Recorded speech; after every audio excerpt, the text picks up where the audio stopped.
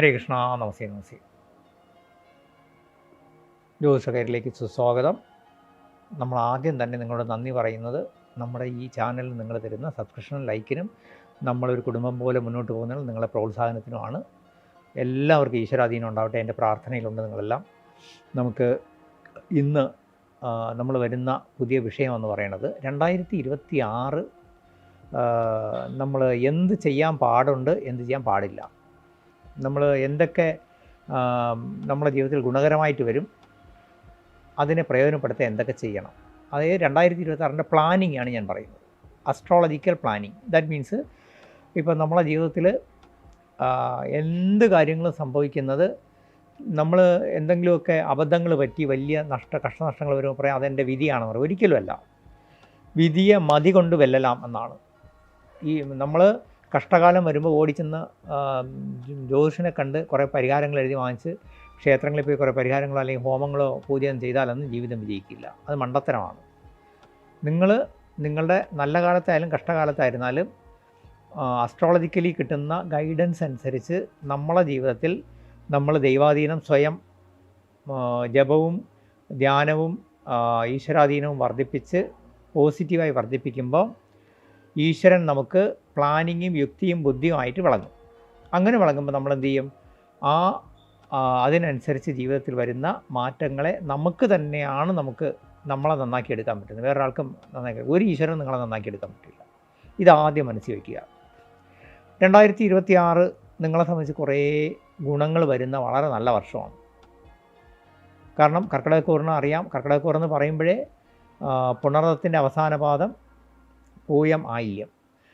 ഈ നക്ഷത്രക്കാരെ സംബന്ധിച്ച് നമുക്ക് 2026 12 നഷ്ടസ്ഥാനത്ത് നിന്ന് വ്യാഴം ജന്മത്തിലേക്ക് ജൂണാകുമ്പോൾ വരും. അതോടുകൂടി നിങ്ങൾക്ക് നിലവിലുണ്ടായിരുന്ന പല ധനപരമായ ബ്ലോക്കുകൾ നീങ്ങും. കടങ്ങൾ കുറേശ്ശെ മാറി വരും. പുതിയ ധനപരമായ അവസരങ്ങൾ നിങ്ങളിലേക്ക് പ്രകൃതി കൊണ്ടുവരും. അപ്പോൾ നമ്മൾ എന്ത് ചെയ്യണം? അതിന് അനുകൂലമാക്കി യുക്തിയും ബുദ്ധിയും ഉപയോഗിച്ച് നടപ്പിലാക്കുന്നത് നമ്മളെ മിടുക്കാണ്. അതുപോലെ തന്നെ 2026 കുടുംബം, ധനം, വാക്ക്, ഈ 3 സ്ഥാനത്തും വളരെ സംയമനം വേണം. നമ്മൾ നല്ലതിന് വേണ്ടി ഒരാളുടെ അടുത്ത് ഒരു കാര്യം പറഞ്ഞാൽ പോലും ചിലപ്പോൾ ആൾ തെറ്റിദ്ധരിക്കും, നമ്മളുമായിട്ട് പിണങ്ങും, അല്ലെങ്കിൽ നമ്മളോട് അനിഷ്ടം കാണിക്കും. നമ്മൾ പിന്നെ കുടുംബത്തിലായിരുന്നാലും നമ്മളെ ലൈഫ് പാർട്ണർ, ബിസിനസ് പാർട്ണർ, നമ്മളെ ആത്മാർത്ഥ സുഹൃത്തുക്കൾ, ബന്ധുക്കൾ, നമ്മളെ ഏറ്റവും സപ്പോർട്ട് ചെയ്യേണ്ട മേലധികാരികൾ, കൊളീഗ്സ് എല്ലാം ഈ സമയത്ത് നമ്മളോട് കുറച്ച് മെൻ്റൽ ക്ലാഷിന് സാധ്യതയുള്ള സമയമാണ്. മാനസികമായിട്ട് നമ്മൾ അവരുമായിട്ട് ചകട വരാൻ സാധ്യതയുണ്ട്, വഴക്ക് വരാൻ സാധ്യതയുണ്ട്. അപ്പോൾ എന്ത് ചെയ്യണം? നമ്മൾ മനസ്സിൽ കരുതണം. ആ ഒരു കാര്യത്തിൽ നമുക്ക്, അതായത് ഏത് കാര്യത്തിൽ? നമ്മൾ ആൾക്കാരുമായിട്ട് ഇടപഴകുന്ന നമ്മുടെ ബിഹേവിയർ പാറ്റേണിൽ, നമ്മളെ സ്വഭാവത്തിൽ നമ്മൾ ക്ഷമയും സംയമനവും കൊണ്ടുവരണം. ഇപ്പം ആ കാര്യത്തിൽ നമ്മളെ സമയം അത്ര നന്നല്ല. ആ ഒരു കാര്യത്തിൽ മാത്രം, മൊത്തത്തിലല്ല. ധനപരമായ കാര്യത്തിൽ കൊള്ളാം, പക്ഷേ ഇതിൽ നല്ലതല്ല. അപ്പോൾ എന്ത് ചെയ്യണം? നമ്മൾ ഇടപഴകുന്ന ആൾക്കാരുടെ അടുത്തെല്ലാം എൻ്റെ സമയം അത്ര നന്നല്ല. അപ്പോൾ എന്ത് ചെയ്യണം? മറ്റേ എതിരെ നിൽക്കുന്ന ആൾ എന്തെങ്കിലും പറഞ്ഞാലും നമ്മൾ വിട്ടുവീഴ്ചയോടെ സംയമനത്തോടെ ഇപ്പോൾ എൻ്റെ സമയം നല്ലതല്ല, അങ്ങ് പോട്ടെ, നമ്മളങ്ങ് ക്ഷമിച്ചു കൊടുക്കുക, സഹിച്ചു കൊടുക്കുക. നമ്മൾ അപ്പുറത്ത് നിൽക്കുന്ന ആൾ ഇദ്ദേഹം തന്നെയാണ് ഏറ്റവും വലിയ ആൾ എന്നുള്ള ധാരണയിൽ നമ്മളങ്ങ് നിന്ന് കൊടുക്കുക. അപ്പോൾ നമ്മൾ വിജയിക്കും. ബുദ്ധിയുള്ളവരങ്ങനെയാണ്.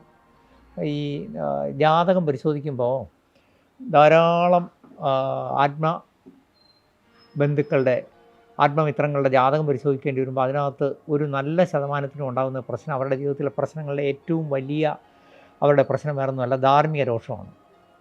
അതായത് ചെറിയ കാര്യങ്ങൾ മതി ഇവർ എടുത്തു ചാടി അഭിപ്രായം പറയും, കടുംപിടുത്തം കാണിക്കും, എടുത്തു ചാടി പ്രതികരിക്കും.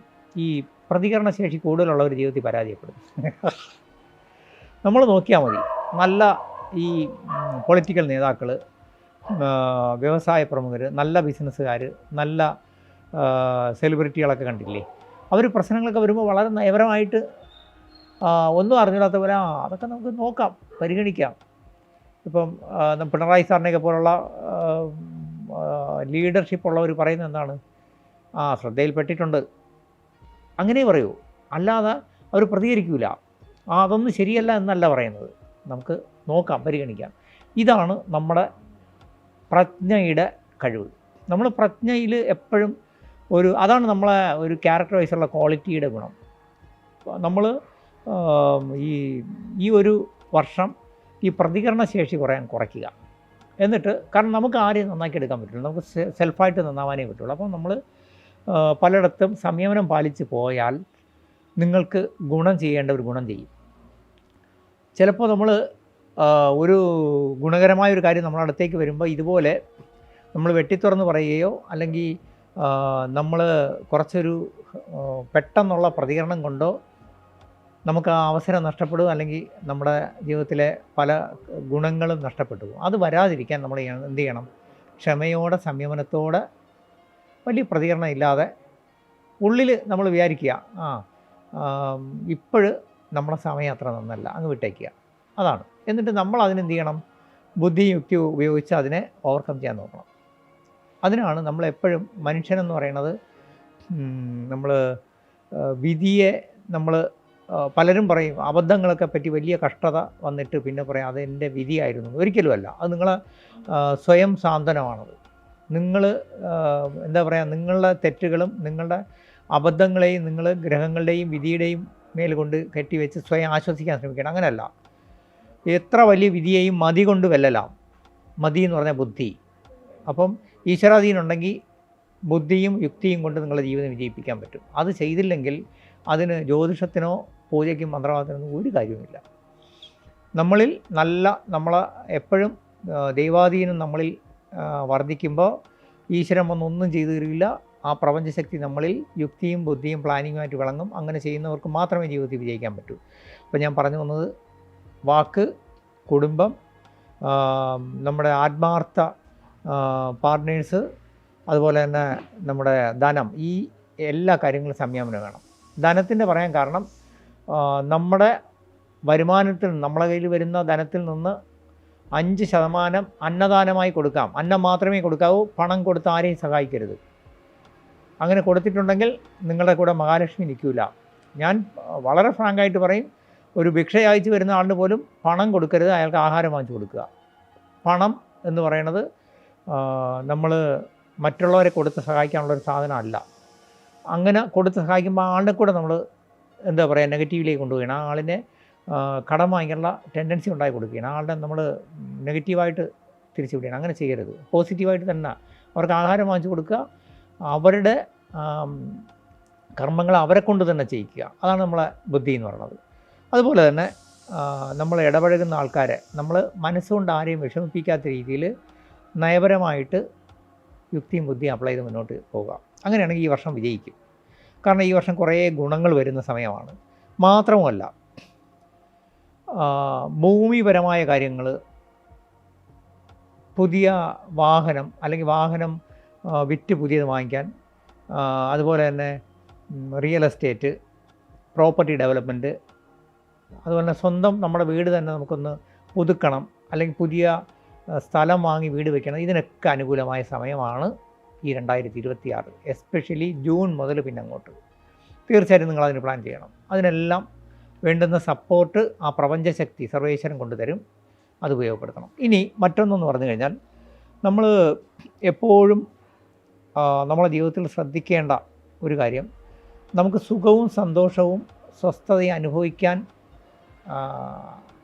വഴി തരുന്നത് ശുക്രനാണ്. നിങ്ങൾക്ക് ഈ വർഷം പല അവസരങ്ങളിലും ശുക്രൻ നിങ്ങൾക്ക് അനുകൂലമായിട്ട് വരുന്നുണ്ട്. തീർച്ചയായിട്ടും നല്ല ഭക്ഷണം, ചില ഗിഫ്റ്റുകൾ, അതുപോലെ വിദേശയാത്ര, വിദേശ പഠനം, സന്താനങ്ങളെ കൊണ്ട് ഗുണവും സന്തോഷവും ഇതൊക്കെ വരുന്നൊരു വർഷമാണ്. അപ്പോൾ ഇതെല്ലാം അതിനനുസരിച്ച് നമ്മൾ സന്തോഷത്തോടെ സ്വീകരിച്ചാൽ മാത്രം പോരാ. ഇപ്പോൾ നമുക്ക് അങ്ങനെ വരുന്ന കാര്യങ്ങൾ ഫ്യൂച്ചറിലേക്ക് നമ്മൾ പ്ലാൻ ചെയ്ത് ഗുണകരമാക്കി മാറ്റണം. എന്തുകൊണ്ടെന്ന് വെച്ച് കഴിഞ്ഞാൽ, നിങ്ങൾക്ക് ഒരു 2 വർഷം ഇനിയിപ്പോൾ ഗുണമായിരിക്കും. ഈ വർഷം 2026 ജൂണ് തൊട്ട് 2027 ജൂൺ വരെയും, അത് കഴിഞ്ഞ് 2028 ജൂൺ വരെയുള്ള ഏകദേശ സമയം ദൈവാധീനവും ധനവും സന്താനങ്ങളെ കൊണ്ട് ഗുണവും ഐശ്വര്യമൊക്കെ വരുന്നൊരു സമയമാണ്. മനസ്സിലാക്കിക്കൊള്ളണം. ആ നല്ല കാലം നമ്മൾ ഉപയോഗപ്പെടുത്തണം. പണ്ടുള്ളവർ പറയും, സമ്പത്ത് കാലത്ത് തൈ 10 വെച്ചാൽ ആപത്ത് കാലത്ത് കാപത്തിറക്കാം. അപ്പോൾ നമ്മൾ ഈ ഗുണകരമായി വരുന്ന അവസ്ഥയിൽ ഫ്യൂച്ചറിലേക്കുള്ള പ്ലാനിങ്ങുകൾ, ഫ്യൂച്ചറിലേക്കുള്ള ബിസിനസ് ഡെവലപ്മെൻറ്റ്, പുതിയ പാർട്ട്നേഴ്സിനെ കണ്ടെത്തുക, ബിസിനസ് ഡെവലപ്പ് ചെയ്യുക, ധനം വന്നാൽ ധനം കയ്യിൽ സൂക്ഷിച്ച് വെക്കാതെ അത് ഗോൾഡായിട്ടോ എവിടെയെങ്കിലും ഡെപ്പോസിറ്റുകളായിട്ടോ മാറ്റുക, ഭൂമി വാങ്ങിയിടുക. ഇങ്ങനെ ചെയ്താൽ ഞാൻ പറഞ്ഞു 2026 ജൂൺ തൊട്ട് 2028 ജൂൺ വരെ നിങ്ങൾക്ക് നല്ലതാണ്. അത് കഴിഞ്ഞിട്ട് നല്ലതല്ല.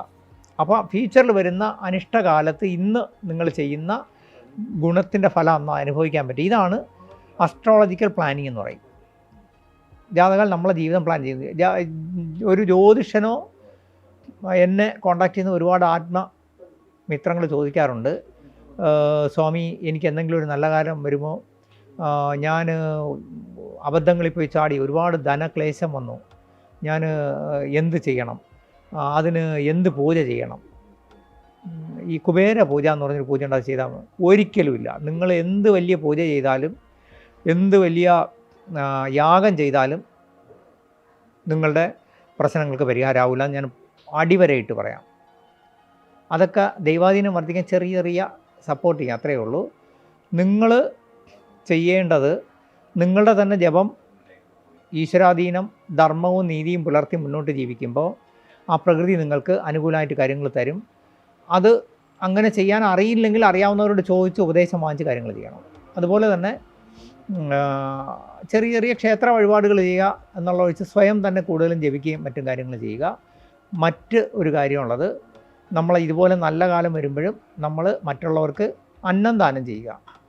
അന്നം മാത്രം, പണം ദാനം ചെയ്യരുത്. നമ്മുടെ ദൈവാധീനം വർദ്ധിപ്പിക്കുക, യുക്തിയും ബുദ്ധിയുമായിട്ട് നമ്മുടെ ജീവിതത്തെ പ്ലാൻ ചെയ്ത് വിജയിപ്പിക്കാൻ കഴിയണം. ജ്യോതിഷനോ മന്ത്രവാദികൾക്കോ പൂജാരികൾക്കോ ഒന്നും നിങ്ങളെ വിജയിപ്പിക്കാൻ പറ്റില്ല. നിങ്ങളുടെ ജീവിതം വിജയിപ്പിക്കുന്നത് നിങ്ങളുടെ യുക്തിയും ബുദ്ധിയുമാണ്. അത് ദൈവാധീനം വർദ്ധിപ്പിക്കുക, നിങ്ങളിൽ അത് തെളിയും. പിന്നെ നമ്മൾ പല കാര്യങ്ങളും തീരുമാനം എടുക്കുമ്പം ഒരു യുക്തമായ തീരുമാനം തരാൻ കഴിയുന്നവരുടെ അഡ്വൈസ് സ്വീകരിക്കുക. യഥാർത്ഥത്തിൽ ഒരു അസ്ട്രോളജർ എന്ന് പറഞ്ഞാൽ ഒരു നല്ല ടീച്ചറാണ്. നിങ്ങളെ ലൈഫ് പ്ലാൻ ചെയ്ത് നന്നാക്കിയെടുക്കാൻ നിങ്ങളുടെ മെൻ്റലി നിങ്ങളുടെ ബുദ്ധിപരമായിട്ട് നിങ്ങളെ സപ്പോർട്ട് ചെയ്യുന്നൊരു അഡ്വൈസർ മാത്രമാണ്. അതെപ്പോഴും മനസ്സിൽ കരുതുക. അപ്പോൾ ഈ വർഷം നിങ്ങൾക്ക് പൊതുവിൽ വളരെ ഗുണകരമായി വരുന്നൊരു വർഷമാണ് ഇത്. അടുത്ത വർഷം വരുമ്പോൾ കുറേ കൂടി ഗുണമായിട്ട് വരികയാണ്. തീർച്ചയായിട്ടും ഇതുവരെ അനുഭവിച്ച കഷ്ടതകളും ദുഃഖങ്ങൾക്കൊക്കെ പരിധി കഴിഞ്ഞു. ഈ ജൂൺ തൊട്ട് നിങ്ങൾ നന്നാവുകയാണ്. ആ പീരീഡ് നിങ്ങളുടെ ജാതകം കൂടി പരിശോധിച്ച്, അത് ഞാൻ എടുത്തു പറയാൻ കാരണം ഈ അസ്ട്രോളജിക്കൽ പ്ലാനിങ് എന്ന് പറയുമ്പോൾ അതിനകത്തൊരു കാര്യം, നമുക്ക് എന്ത് ചെയ്യാം, നമുക്ക് എത്ര ചാടാം, എത്ര ഹൈറ്റിൽ ചാടാം, അല്ലെങ്കിൽ എത്ര ലോങ് ജമ്പ് ചാടാം എന്നുള്ളത് ആ ജാതകത്തിൽ കാണും. നമ്മളെക്കൊണ്ട് കഴിയാത്ത ബിസിനസ്സുകൾ, കഴിയാത്ത ചുമട് നമ്മൾ എടുക്കാൻ പോകുമ്പോഴാണ് പ്രശ്നം വരുന്നത്. അത് ചെയ്യാതെ ഈ വർഷം നിങ്ങൾ പ്ലാൻ ചെയ്ത് മുന്നോട്ട് പോവുകയാണെങ്കിൽ ലൈഫിൽ നിങ്ങൾ തീർച്ചയായിട്ടും വിജയിച്ചിരിക്കും. 100% വിജയിക്കും. നമ്മൾ ഈ വർഷം നിങ്ങളെ ഭഗവാൻ അനുഗ്രഹിക്കട്ടെ. ഇതിൻ്റെ താഴെ എൻ്റെ വാട്സപ്പ് നമ്പറുണ്ട്. സംശയങ്ങൾക്ക് നിങ്ങളുടെ എന്ത് ആവശ്യങ്ങൾക്ക് അതിനകത്ത് മെസ്സേജ് ഇട്ടാൽ മതി. ഞാൻ ഫ്രീ ആവുന്ന മുറയ്ക്ക് മറുപടി തന്നോളാം. നിങ്ങളുടെ സബ്സ്ക്രിപ്ഷനും ലൈക്കിനും എല്ലാം എല്ലാ രീതിയിലും ഭഗവാന്റെ അനുഗ്രഹം ഉണ്ടാകും. എൻ്റെ പ്രാർത്ഥനയുണ്ടാകും. ഹരികൃഷ്ണ, നന്നായി വരും.